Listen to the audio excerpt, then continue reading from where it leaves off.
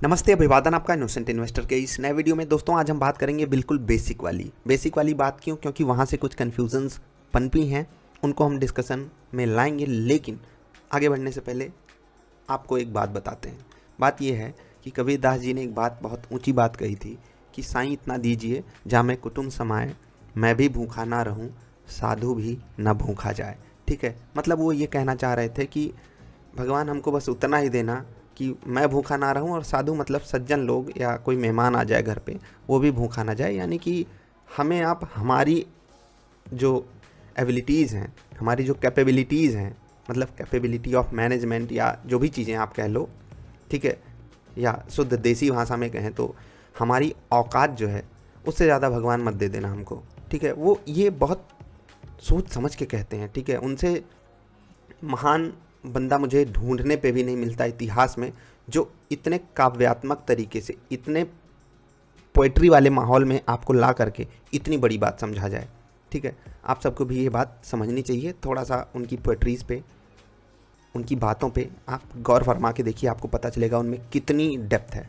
ठीक है, बाकी आगे आगे बढ़ते हैं। तो ये चीज़ दिक्कत में कहाँ से आई, मतलब ये जो हम बेसिक की बात कर रहे हैं, ये चीज़ दिक्कत के रूप में हमारे सामने कैसे आई कि हमसे पूछा गया, सर लिक्विड फंड बेटर है या फिर आरडी बेटर है। मैंने कहा, लोग पूछते हैं कि एफडी बेटर है, आप पूछ रहे हो आरडी बेटर है। तो उन्होंने मुझे बताया कि हमको आरडी प्रमोट की जा रही है। तो मैंने कहा अच्छी बात है, आरडी प्रमोट की जानी चाहिए। तो उन्होंने कहा नहीं, मुझे लगता है एफडी बेटर है। तो मैंने कहा कि तो आपने ये क्यों पूछा कि आरडी में इन्वेस्ट करूँ या एफडी में। तो उन्होंने कहा कि जब मैंने बैंक में बात करी तो उन्होंने कहा कि लिक्विड फंड से अच्छी चीज़ होती है आरडी। तो इसी पे हम थोड़ा सा डिस्कशन करेंगे। आपको एक बोनस चीज़ बताएंगे जो शायद ही आप में से कुछ लोगों को हो सकता है पता हो, लेकिन ज़्यादातर लोगों को नहीं पता होगी। तो बीच में हम कहीं भी उसका डिस्कशन कर सकते हैं, बने रहिएगा। बाकी हम डिस्कस कर लेते हैं एफडी और आरडी के बारे में। देखो, मैं एक पीएसयू वेबसाइट पे गया, पब्लिक सेक्टर अंडरटेकिंग बैंक की वेबसाइट पे गया, और वहाँ से हमको ये डिफरेंस मिला एफडी और आरडी में। आपको भी हो सकता है कुछ एक बातें ना समझ में आए, मैं वो समझाने की कोशिश करूँगा। ठीक है, एफडी पता है, लेट्स से कि आप 5,000, आप 1,000 की भी करा सकते हो, आपके ऊपर है। आप 5,000 की एफडी कराए और यहाँ पर मान लेते हैं 500 रुपये की एफडी कराए। अब जो रेट ऑफ इंटरेस्ट है, लेट्स से कि यहाँ पर 6% है और यहाँ पर 5.75% है। ठीक है, थोड़ा सा कम होता है, जनरल सेंस में बता रहा हूँ। बाकी आप बैंक टू बैंक चेक कर लेना। और जो ये टर्म्स एंड कंडीशन की मैं बात कर रहा हूँ, ये किसी एक पीएसयू बैंक की टर्म्स एंड कंडीशन है।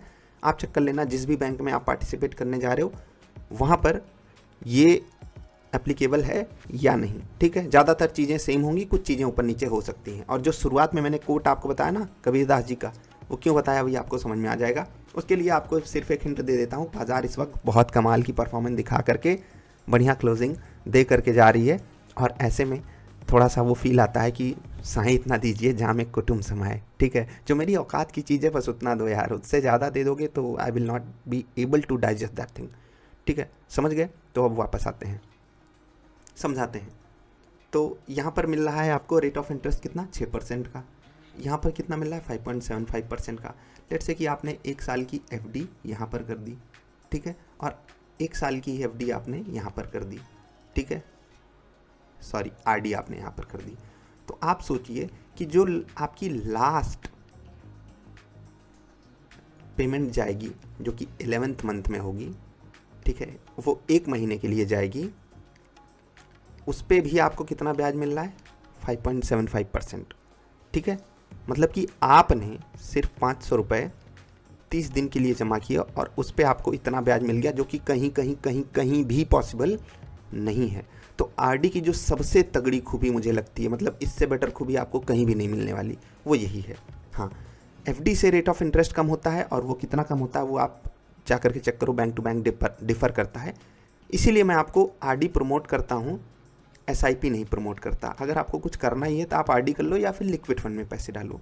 तो यही 2 चीज़ें हैं। अब वहाँ पर जो बैंक ने आपको आरडी प्रमोट करी, बहुत डिफरेंट तरीके की एफडीज़ भी होती हैं, आरडीज़ भी होती हैं। सीनियर सिटीजन के लिए अलग है, बल्क डिपॉजिट के लिए अलग है, वो आपको चेक करना होगा यार। बैंक की टर्म्स एंड कंडीशन को थोड़ा सा ध्यान से पढ़ा करो। ठीक है, अब पर्पज़ ऑफ डिपॉजिट क्या होता है, ये क्या समझा रहे हैं हम उसको समझने की कोशिश करेंगे। Fixed deposits are an investment scheme that one can use to invest their surplus money. Surplus money समझते हो ना, जो आपके पास एक्स्ट्रा पैसे हैं ना, and earn interest at a usually higher rate than a saving bank account. Saving में क्या ही कहें, सेविंग से 2x होता है, ये स्लाइटली हायर क्यों बोले हैं, यूजुअली हायर क्यों बोले हैं वो मुझे नहीं समझ में आ रहा है। 2x हायर नहीं होता, बहुत हायर होता है 2x। मतलब आप सेविंग्स में जाओगे 2.5 मिलेगा और यहाँ तो 5% से नीचे तो होगा ही नहीं। ठीक है, आपको चेक करना होगा कि FD कितने % पे हो रही है। ठीक है, मैं थोड़ा सा लॉन्ग टर्म की बात कर रहा हूँ, 1 साल या उससे ऊपर की। ऐसा नहीं कि आप बोलो सर हम 7 दिन की FD कराने गए। हाँ भाई, 7 दिन की भी FD होती है और हमको रेट ऑफ इंटरेस्ट मिल रहा है 3.15%। ठीक है, वो चेक कर लेना कितना मिलता है। तो ये मत बोलने लगना कि आपने तो बोला था कि दुगना मिलता है, तो दुगना तब मिलेगा जब आप थोड़ा सा समय दोगे बैंक को। ठीक है, अब क्या होता है, सोचो कि आप 1 महीने की FD अगर कराते हो तो 3.5% की मान लो ब्याज मिलती है, और आप RD कराए हो और आखिरी महीने का जो आपका पैसा है उस पर भी आपको वही ब्याज मिल रही है जो पहले महीने के पैसे पे मिल रही है। ठीक है, यानी कि सिर्फ एक किस्त आपकी गई जो आपकी पूरे साल भर बैंक के साथ रहेगी, और उसी के चक्कर में आपको पूरे पैसे पे जो भी आपने जमा किया वो कमाल का रेट ऑफ इंटरेस्ट मिला। इसीलिए RD मेरी पर्सनल फेवरेट है अगर आपको फिक्स्ड इन्वेस्टमेंट ऑप्शंस में जाना है विथ अ बैंक। इसके अलावा और कहाँ पर आप इन्वेस्ट कर सकते हो वो मैंने आपको बताया था। तो मैं अपनी फेवरेट जगह पे गया जहाँ पर मैंने शुरुआत करी थी लिक्विड फंड में इन्वेस्टमेंट करने की, DSP लिक्विडिटी फंड। तो ये बोले कि भैया हमारी वेबसाइट ही डाउन है। ठीक है, the online investment facilities down for maintenance from 3 March 2024 से 3 मार्च 2024 रात 8 बजे तक। ठीक है, तो अभी मैं ये वीडियो बना रहा हूँ लगभग 7:30 बजे शाम को, अभी अवेलेबल नहीं है। ठीक है, तो अनफॉर्चुनेटली ये अवेलेबल नहीं था। तो इसके बाद जहाँ पर मैंने इन्वेस्टमेंट करी थी मैं वहाँ पर गया एक्सिस म्यूचुअल फंड पे, और उनके लिक्विड फंड को आपके सामने रखा है। यहाँ पर डायरेक्ट और ग्रोथ ऑप्शन मैंने आपके सामने खोला है।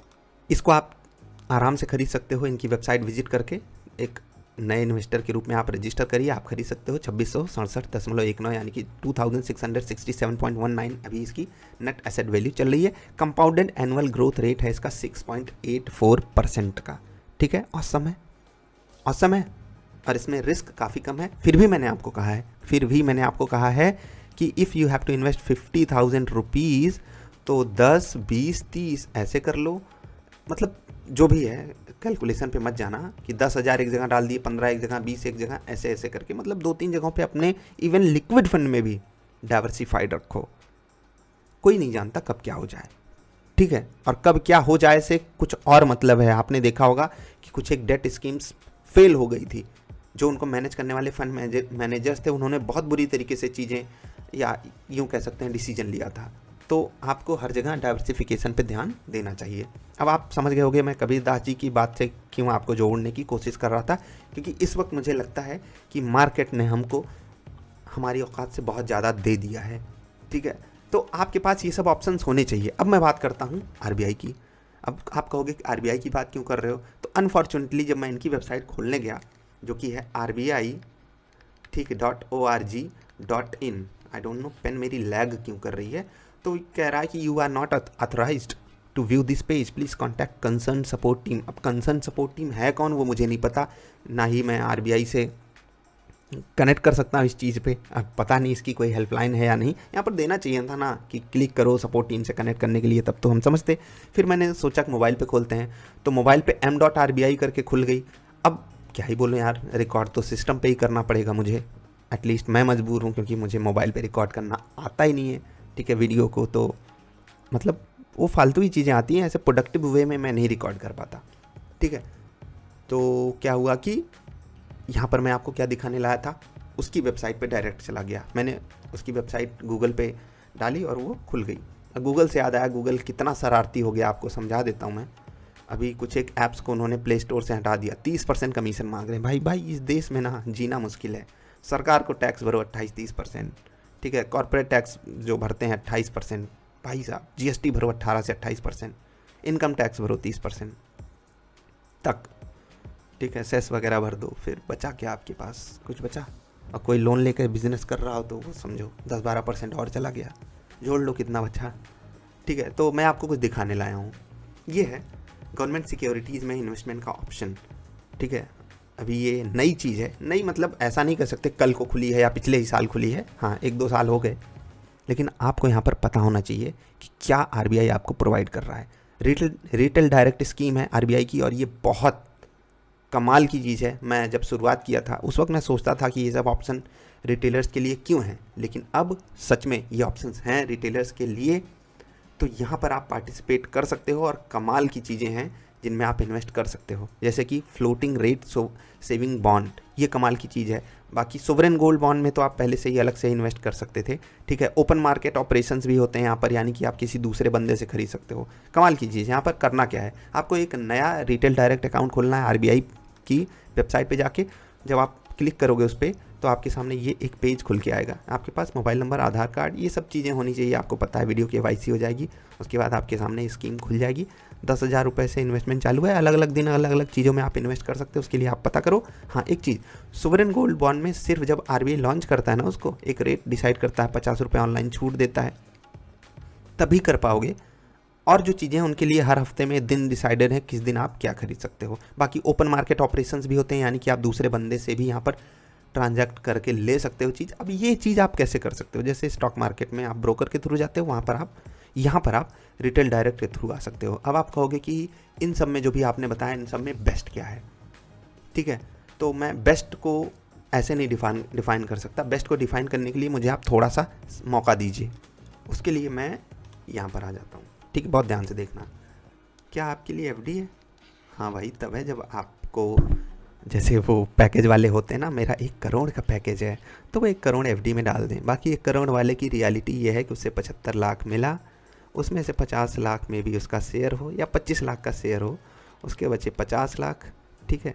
ये टैक्स है, ये शेयर्स हैं, ठीक है। इतना बचा, उसके बाद वो जहाँ रहेगा वहाँ पर उसके रेंट और खर्चे जोड़ जाड़ के नेट उसको जो बचा लगभग 25 बचा। और ये 25 तब उसका बचा जब वो बहुत ही नॉमिनल तरीके से ज़िंदगी बिता रहा है। उसके अलावा भी बहुत सारे खर्चे होते हैं। आई डोंट नो आप इन सब चीज़ों से कभी रिलेट कर पाओगे या नहीं, लेकिन मुझे बहुत बहुत बहुत तकलीफ़ होती है इस देश में कुछ चीज़ों को ले करके। आई डोंट नो।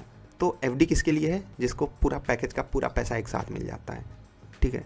आरडी किसके लिए है? जो सैलरी पे काम करता है या फिर जिसकी एक इनकम जो है वो डिवाइडेड है 12 महीनों में, ठीक है, ठीक है। और एफडी कौन कर सकता है? जिनकी बिजनेस इनकम कब हो जाए, कैसे हो जाए, वो नहीं पता होता, उनके लिए एफडी बेस्ट है। आरडी उन्हीं के लिए जिनको पता है कि उनकी सोर्स ऑफ इनकम कब आएगी, कैसे आएगी, कहाँ से आएगी, ठीक है। तो ये ऑप्शन उन्हीं के लिए, प्लस इसका एक अलग ही लेवल का एडवांटेज है। और ये जो मैंने बताया, क्योंकि ज़्यादातर लोग सैलरीड होते हैं, क्योंकि ज़्यादातर लोगों को पता होता है कि हमारा पैसा कहाँ से आएगा, कब आएगा, इसीलिए ये ऑप्शन बेस्ट है। लिक्विड फंड उनके लिए है जो सच में लिक्विडिटी चाहते हैं। तो डीएसपी का लिक्विडिटी फ़ंड जो है वो कमाल का है। आप उसमें इंस्टेंट विड्रॉल ले सकते हो और वहाँ पर जो रेट ऑफ इंटरेस्ट है वो भी कमाल का है। एक समय मैं बताता था 6% तक वहाँ पर मिल जाता, लोग कहते थे सर वहाँ पर तो कम मिल रहा है। तो भैया ओवरऑल मार्केट में ही रेट ऑफ इंटरेस्ट आरबीआई कम करके रखा था, तो क्या ही करते, ठीक है। तो आपको चेक करना होगा कि CAGR पिछला कैसा रहा है और आगे कैसे मिल सकता है, उसकी उम्मीद आपको आरबीआई के रेपो रेट से लगानी होगी। रेपो रेट के बारे में मैंने डिस्कशन किया है, वो आपको चेक करते रहना है। उससे लगभग 1.5 से 2% ज़्यादा यहाँ पर मिलता है, ठीक है। 1.5 से 2% वो आपको चेक करना होगा। टाइम टू टाइम वो चेंज भी करती रहती है आरबीआई, अभी पिछले कुछ दिनों से तो नहीं कर रही है, इसीलिए एक स्टेबल वहाँ पर रेट ऑफ इंटरेस्ट मिल रहा है। तो लिक्विड फंड उनके लिए है जो एकदम सच में लिक्विडिटी चाहते हैं, जो कोई प्री मैच्योर विड्रॉल चार्जेस ना देना चाहते हैं, उनके लिए ये बेस्ट है। बाकी एफडी वगैरह पे ऐसे नहीं कोई एक्स्ट्रा चार्ज नहीं लगता, लेकिन रेट ऑफ इंटरेस्ट आपका काफ़ी कम कर दिया जाता है अगर आप तुरंत विड्रॉल कर लेते हो तो लिक्विडिटी फंड या लिक्विड फंड लगभग हर एएमसी का है, एसेट मैनेजमेंट कंपनी का, आपको लिक्विड फंड मिलेगा ही मिलेगा। 1 मिनट यार, पेन का कलर चेंज कर लें क्या, ब्लू कर लेते हैं, ठीक है। तो लिक्विड फंड हो गया। अब रिटेल डायरेक्ट स्कीम में किसको पार्टिसिपेट करनी चाहिए? उनको जो इस देश पे ट्रस्ट करते हैं। देखो, आप किसी भी स्कीम में पार्टिसिपेट करो, इवन एफडी भी कराओ, तो आपको आरबीआई पे या फिर जो आपको वहाँ पर इंश्योरेंस मिलता है 5 लाख का, उस इंस्टीट्यूशन पे आपको भरोसा होना चाहिए। नहीं तो आपकी एफडी भी नहीं सेफ़ है, आरडी भी नहीं सेफ़ है, लिक्विड फंड तो बिल्कुल भी सेफ़ नहीं है। फिर उस वक्त जब आपको कोई भरोसा नहीं है, और रिटेल डायरेक्ट स्कीम तो है ही नहीं आपके लिए, ठीक है। बाकी गवर्नमेंट सिक्योरिटीज़ में पार्टिसिपेट करने का आपको मौका मिल रहा है। हाँ, यहाँ पर 10,000 रुपये आपको मिनिमम डालने पड़ेंगे, उसके लिए भी आपको कुछ क्राइटेरिया फुलफ़िल करने पड़ेंगे, ठीक है। तो ध्यान ही आपको देना है कि आपके लिए क्या है। थोड़ा सा अपना कॉमन सेंस आप लगाइए। अगर मैं अपनी पसंदीदा चीज़ की बात करूं तो liquid fund was one of my favourite, अभी भी है। इसमें पार्टिसिपेशन करने का एक अलग ही मज़ा है। बाकी आपसे मैं यही कहूँगा कि आप इसमें अपना डिसीजन खुद लीजिए।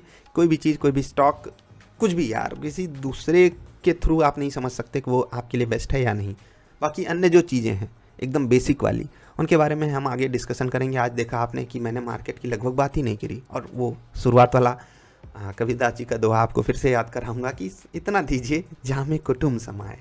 ठीक है, तो मुझे वहाँ पर अभी अपॉर्चुनिटी काफ़ी कम नज़र आती हैं। ऐसा नहीं है कि ज़ीरो अपॉर्चुनिटीज़ हैं, लेकिन ऐसे ही मौके वो होते हैं जहाँ पर हम अपने फंड्स को, जो भी हमने अर्निंग्स करी है, उनको सेफ रख सकें, सही जगह पे रख सकें। इतनी अच्छी अच्छी चीज़ें हैं। एक चीज़ मैं आपको बता दूं, ना ही मैं कोई स्पॉन्सर्ड वीडियो बनाता हूं और ना ही आपको ये कहूँगा कि आप मेरी कही हुई बातों को डायरेक्टली अंधों की तरह फॉलो कर लो। ठीक है, तो मैं अंधों में कान्हा राजा नहीं बनना चाहता। अंधों में कान्हा राजा का मतलब एक इंसान जो देख नहीं सकता, वो उसके लिए एक बंदा वो है जो सुन नहीं सकता, वो राजा हो जाएगा। ठीक है, तो वो कुछ भी कहेगा वो उसकी बात सुनेगा ही नहीं। हाँ ठीक है, यही करो यही करो, वो बेचारा कहेगा हाँ यही रास्ता सही होगा। बाकी आपको डिसीजन लेना है कि आपको क्या करना चाहिए। पीपीएफ भी एक अच्छा इन्वेस्टमेंट ऑप्शन है। यहाँ पर थोड़ा सा समय का क्राइटेरिया आ जाता है, उसकी बात हम कभी और करेंगे।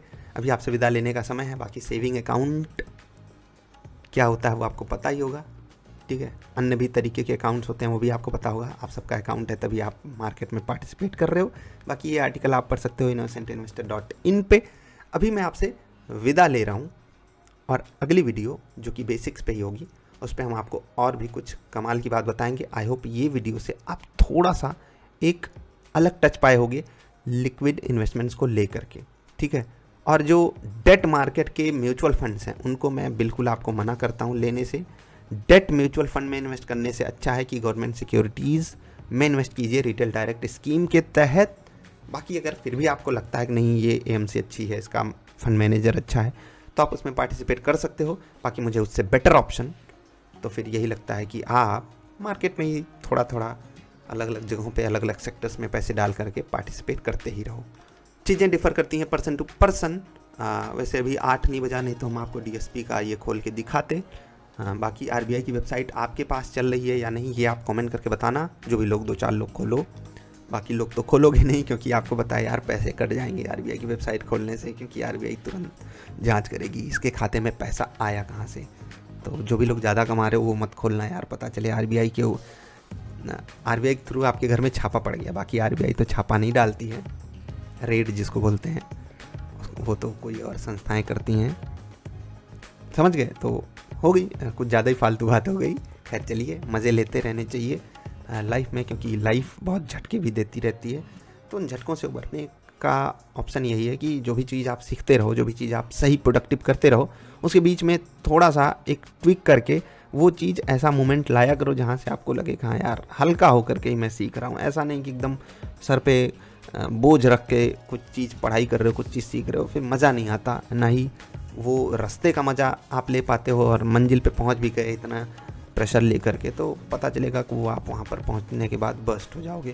तो थोड़ा सा हल्के होकर के लाइट माहौल में पढ़ाई लिखाई समझदारी वाली चीज़ें किया करो। इवन जॉब भी आप ऐसे ही चूज़ किया करो जहाँ पर भी आपको पार्टिसिपेट करना हो। अभी के लिए इतना ही, मिलेंगे ढेर सारी चीज़ और कमाल की वीडियोज़ में। नमस्कार।